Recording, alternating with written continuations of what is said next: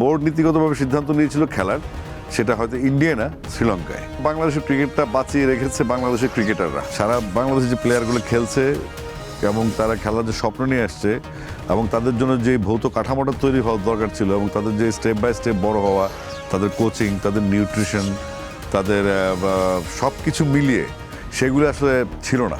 আমরা প্রস্তর যুগে আছি, মনে হচ্ছে প্যালেস্টাইনে আছে। একটা স্টেডিয়ামের যে অবস্থা, গ্যালারি, ডরমিটরি নাই, পানির ব্যবস্থা নাই, মেয়েদের কোনো ড্রেসিং রুম নাই। যেভাবে কাজ করছে মনে হচ্ছে আমরা আসলে একটা নতুন স্কুল ভবন নির্মাণ করছি। সমালোচনা করার জায়গাও অনেক, প্রশংসা করার জায়গাও অনেক, কিন্তু দায়িত্বশীল জায়গায় যারা কাজ করে তারা কখনো প্রশংসা আশা করা উচিত না।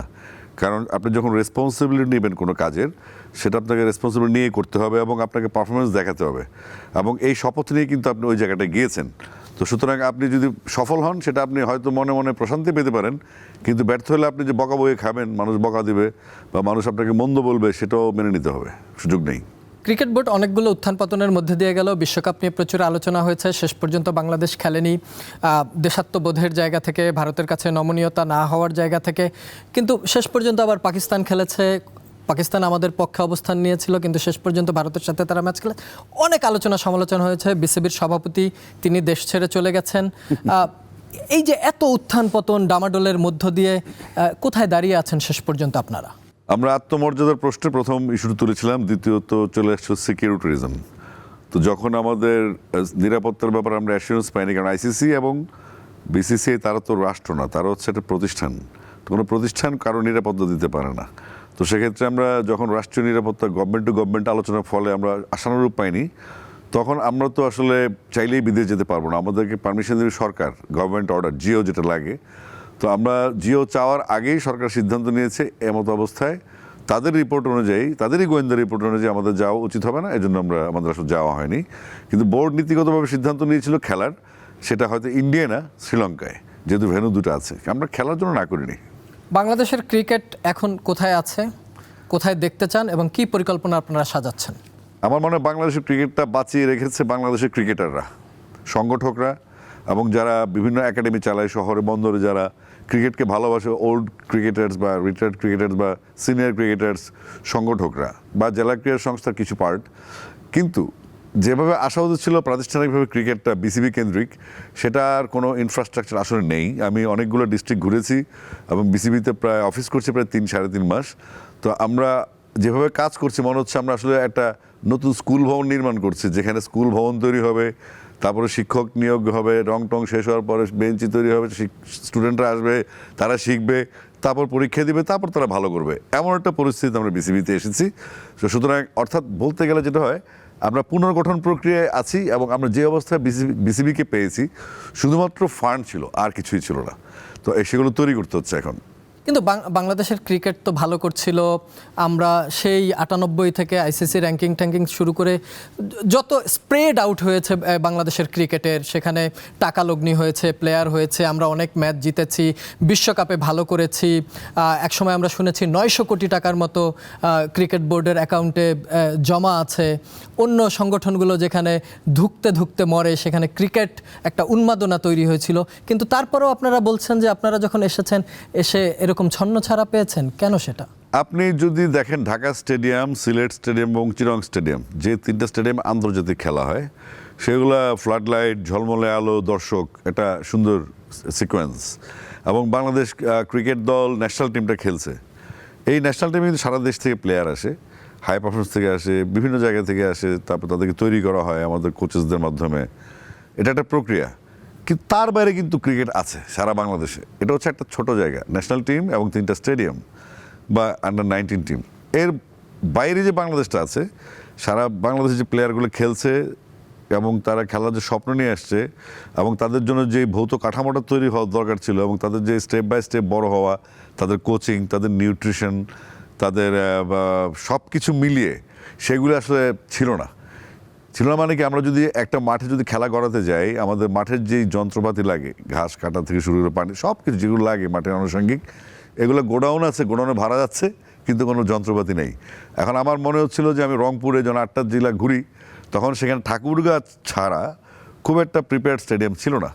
তখন আমি বিসিবিতে কল করেছি আমাদের গ্রাউন্ডসে যে আমাদের এই স্টেডিয়ামগুলোকে প্রিপেয়ার করতে হবে, বাচ্চারা খেলতে চায় এবং শীত মৌসুম শুরু হয়ে গেছে, এখনই খেলার সময় অলরেডি বিসিবি লেট, কারণ আমরা শপথ গ্রহণের সময় 1.5 মাস সময় চলে গেছে আমাদের সিজন থেকে, আমরা 1.5 মাস পরে আসছি। তো সেক্ষেত্রে এই যে ইনফ্রাস্ট্রাকচার যেখান থেকে প্লেয়াররা আসবে, আপনি গিয়ে বোকা হয়ে যাবেন যে বাংলাদেশে ক্রিকেট খেলাটা যে প্লেয়াররা আসে এটা আসা উচিতই না। এটা আসে শুধুমাত্র উইল পাওয়ারের জন্য, উইল ফোর্সের কারণে। তাদের আগ্রহ আছে এবং তারা খেলতে চায় দেশের জন্য বা নিজের জন্য, যেভাবেই হোক, কিন্তু তাদেরকে খেলানোর জন্য যে পরিবেশটা সেটা আসলে বাংলাদেশে একদম জিরো লেভেলে ছিল। তো আমাদের বোর্ড প্রেসিডেন্ট জনাব আমিনুল ইসলাম বুলবুল আসার পরে তিনি যখন বলেছেন আমরা ডোর টু ডোর গেমটা পৌঁছে দিতে চাই, ডোর টু ডোর আমরা ডিসেন্ট্রালাইজ করতে চাই, আমরা চাই ঢাকা কেন্দ্রিক খেলাধুলো হবে না, তখনই কিন্তু আমি ভিজিটগুলোর সিদ্ধান্ত আমেরিকা থেকে নিই। আমি নেমেই বিসিবি রিপোর্ট করে তারপর আমি চলে যাই বান্দরবানে এবং সেখান থেকে রংপুর। তো সেখানেই আমি যে দেখলাম আমরা প্রস্তর যুগে আছি, মনে হচ্ছে প্যালেস্টাইনে আছে। একটা স্টেডিয়ামের যে অবস্থা, গ্যালারি, ডরমিটরি নাই, পানির ব্যবস্থা নাই, মেয়েদের কোনো ড্রেসিং রুম নাই, মেয়েরা যে খেলবে বলটা দিয়ে সেটা একটা শেপের হয়, সেই শেপের বলই বাজারে নেই। হকি বল দিয়ে বাচ্চারা প্র্যাকটিস করে, বাচ্চাদের সাফিসিয়েন্ট বল নাই, প্যাড তো নাই, তো উইকেট নাই, গ্রাস উইকেট নাই, হার্ড উইকেট নাই, কিছুই নেই। অর্থাৎ একাডেমিগুলো যারা প্র্যাকটিস করে তাদের কিছু কিছু জিনিস তারা একাডেমি যারা করে পরিচালনা, তাদের পকেটের টাকা দিয়ে ক্রিকেটটা চালিয়ে রেখেছে। এটাতে বিসিবির কোনো ক্রেডিট আছে বলে মনে করি না। এখন পর্যন্ত লাস্ট 3 মাস কিন্তু আমরা অনেক কিছু করে ফেলছি, তা কিছু বলা যাবে না, কিন্তু আমাদের প্লেয়ার ঠিকই আসছে, খেলছে। এটা উইল ফোর্সের কারণে। আমরা এখন চেষ্টা করছি সেটাকে ক্যাশ করার জন্য, সেটাকে স্কেচ করে একটা ক্রিকেটের ভৌত কাঠামোটা স্ট্রং করার জন্য, যেন আমরা থাকি বা না থাকি, যতদিন থাকি সেটা পরের ব্যাপার, কিন্তু ভবিষ্যতের ক্রিকেটটা যেন একটা সিস্টেমে চলে, ডিসিপ্লিনে চলে, এবং যেন বলতে না হয় এটা আমার লাগবে, এটা যেন প্রপার পাইপলাইনে চলে যায়, এটা আমরা চেষ্টা করছি এখন। ক্রিকেটে আমরা সবসময় যখনই বাংলাদেশ দল ব্যর্থ হয় তখনই বলা হয় যে আমাদের ক্রিকেটের পাইপলাইন ভালো না, পঞ্চপাণ্ডবদের নিয়ে অনেক কথা হয়েছে, Exactly. তারা রিটায়ারমেন্টে চলে গেছে। তাহলে এই যে পাইপলাইন, আমাদের তো টাকা ছিল 900 কোটি টাকা, যদি একটা ফেডারেশনের অ্যাকাউন্টে থাকে, পাইপলাইন তৈরি হওয়া এত কঠিন, তার মানে আগের যারা ছিল তাদের ব্যর্থতা এতই বেশি ছিল? আমি আসলে পুরোনো কথায় গেলে অনেক আমাদের নিজেদের লোকজনও ছিল। আমি শুধু বলতে চাই, একটা ডিরেক্টর যখন হন তার নিশ্চয়ই কোনো জেলা থাকে, সবাই তো ঢাকার না। তো তিনি ডিরেক্টর হন, অন্তত তার জেলার খবর তো রাখবেন। কোনো ডিরেক্টর কোনো জেলাতে জাননি, তো না গেলে উনি কীভাবে বুঝবেন? এবার কাউন্সিলের ইস্যু আসে, তো কাউন্সিলররা কি তারা ক্লাব থেকে আসে, তো ক্লাবগুলো হচ্ছে সেই 47 সালের পরে অ্যাফিলিয়েটেড ক্লাব, তারা কুমিল্লা হলে কুমিল্লা, চিনা, ওখান থেকে বের হয় না, ওদের ঢাকা কেন্দ্রিক কোনো মুভমেন্ট নেই। আসে কাউন্সিলরতে পাঠায়, আসে মিটিং অ্যাটেন্ড করে চলে যায়, কোনো অ্যাক্টিভিটিস নেই।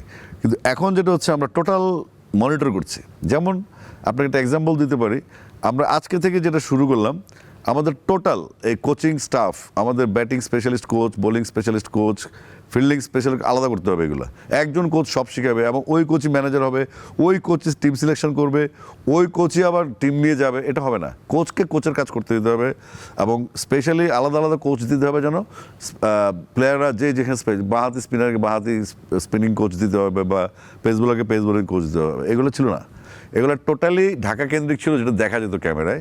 কিন্তু আমরা ঢাকার বাইরে গেলে দেখবেন যে কোনোভাবে একটা হয়তো পুরনো একজন কোচ, পুরনো একজন সংগঠক তার নিজের উদ্যোগে কাজটা চালাচ্ছে, কোনো একটা পুরনো প্লেয়ার সে চাকরি করে বা ব্যবসা করে, সে টাকা দিয়ে ক্রিকেটটা চালাচ্ছে। তো এইভাবে কোনো ক্রিকেট চলে না।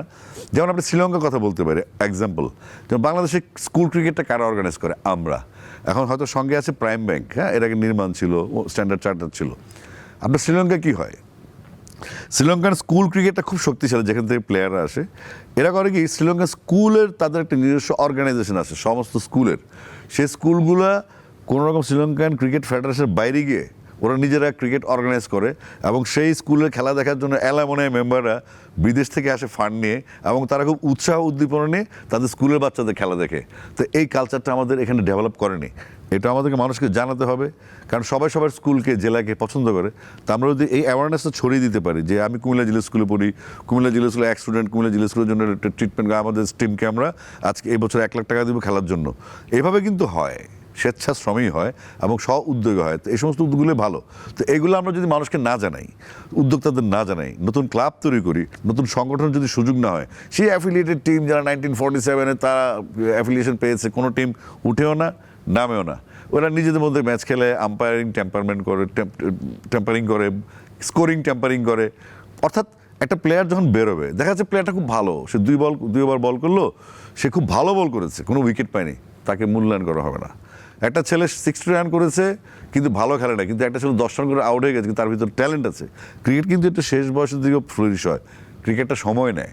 তো এই সমস্ত কালচারগুলো আমাকে ডেভেলপ করতে হবে। ও ভালো কালচারকে নিলাম, ও খারাপ করে বাদ দিয়ে দিলাম, নো, তাকে আবার রিহ্যাবিলিটেশন নিতে হবে। এই সিস্টেমগুলো বুরুল ভাই ডেভেলপ করছেন। আপনি নিশ্চয়ই দেখবেন বিপিএল ফাইনালে আমাদের তানজিম যে সেঞ্চুরিটা করেছে, তানজিম কিন্তু খুব অফ ফর্মে ছিল। তো আমি বুরুল ভাই আমাকে বলছিল, আসিফ দেখো আজকে এই তানজিম কিন্তু রান করবে 2 ম্যাচে, ডিক্লারেশন দিয়েছেন আমাকে। আমি বলি কীভাবে বলেন তো? আমি তানজিমকে শুধু বলছি, তানজিম, বুরুল ভাই ভাষ্য বলে, তানজিম তুমি তোমার যে জেনুইন খেলাটা নিয়ে আসছো ক্যারিয়ার করতে, তোমার খেলাটা তুমি খেলো। ঠিকই হয়েছিল না, তার খেলা গেলো, বিপিএল ফাইনালে সে 100 মারলো।